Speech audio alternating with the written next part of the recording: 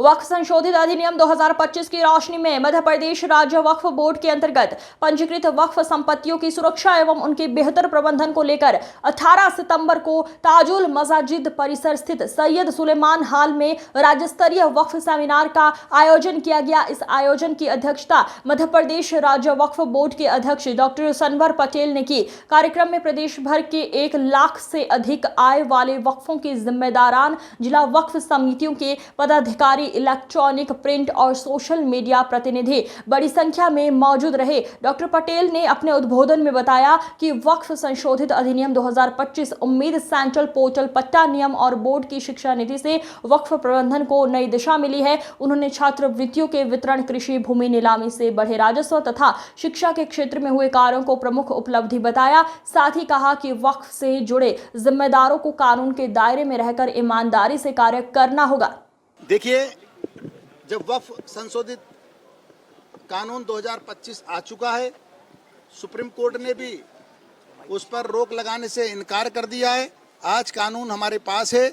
इस कानून के माध्यम से हम कैसे अपनी सभी प्रबंध कमेटियों को अवगत कराएं, इसकी अच्छाइयों के बारे में बताएं, इसका सही उपयोग करके ऐसे असामाजिक तत्व जो बरसों बरस से अवैध कब्जा करके वक्फ की संपत्तियों पर बैठे हैं, उनसे हम कब्जा वापस लें, वैधानिक रूप से लें, वक्फ की वैधानिक आय को बढ़ाएं और जिस लिए ये वक्फ बना है वाकिफ की मंशा के अनुसार आम गरीब जरूरतमंद लोगों की हम मदद कर पाएं, बेटे बेटियों की फीस को जमा कर पाएं, उनके जीवन स्तर को सुधार पाएं। इन सब बातों को लेकर हमने आज ये सेमिनार रखा है और सेमिनार के माध्यम से मध्य प्रदेश भर की जो प्रमुख कमेटियां हैं उनको बुलाया गया है। उन कमेटियों को ये सारे संदेश देकर अपने अपने जिलों में अपनी अपनी वक्फों तक पहुंचेंगे और इस काम की शुरुआत करेंगे।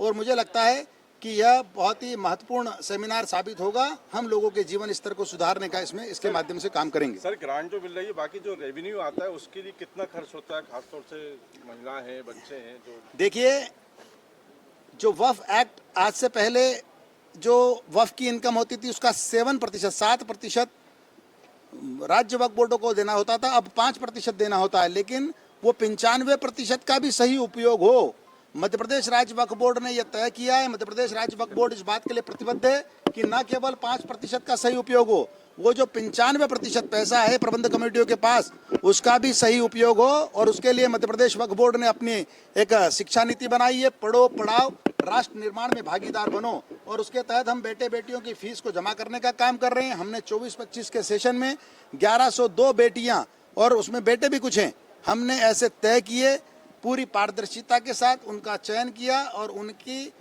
फीस को सीधे उनके इंस्टीट्यूट में जमा करके और उनको ड्रॉप आउट होने से रोका है। तो यही काम वक्फ का है, वाकिफ की मंशा है कि आम गरीब जरूरतमंद लोगों के काम आए, हम नीडी लोगों के काम आए। उसी काम के लिए मध्य प्रदेश वक्फ बोर्ड लगातार काम कर रहा है। वक्फ पार्टी पे कब्जे कर रखे, उनके लिए क्या कहेंगे? देखिए, अब ये नया कानून आया है, इसके पहले भी हमको धारा 54 थी, लेकिन अब हम उसमें इसके माध्यम से और तेजी से काम करेंगे और ऐसे असामाजिक तत्व, ऐसे गुंडों, ऐसे वक्फ माफियाओं को सुधारने का काम हम निश्चित रूप से करेंगे। भ्रांति फैलाई जा रही है, इसको लेकर क्या? देखिए, कुछ लोगों का काम है भड़काना, डराना, तो वो अपना काम करते हैं। मेरी तो उनसे भी अपील है कि वो ये काम छोड़ दें, वरना आज वो अप्रासंगिक हो गए हैं, उनकी उपयोगिता खत्म हो गई है। अगर वो इसी प्रकार के काम करेंगे तो आगे भी उनको नुकसान होगा, समाज उनको स्वीकार नहीं करेगा। वो भड़काने का काम बंद करे, वो लोगों को पढ़ाने का काम करे, लोगों की बढ़ाई की काम करें कि वो कैसे बढ़ सकते हैं, उनका जीवन स्तर कैसे सुधर सकता है। लेकिन कुछ लोगों के चरित्र होते हैं।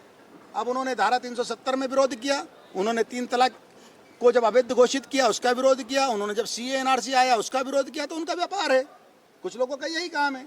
कुछ लोग दिन भर झूठे सच्चे कागज बनाकर और शिकायतें करते हैं, कोर्ट तक को नहीं छोड़ते हैं। लेकिन अंततः सत्य की जीत होती है, सत्य को परेशान किया जा सकता है।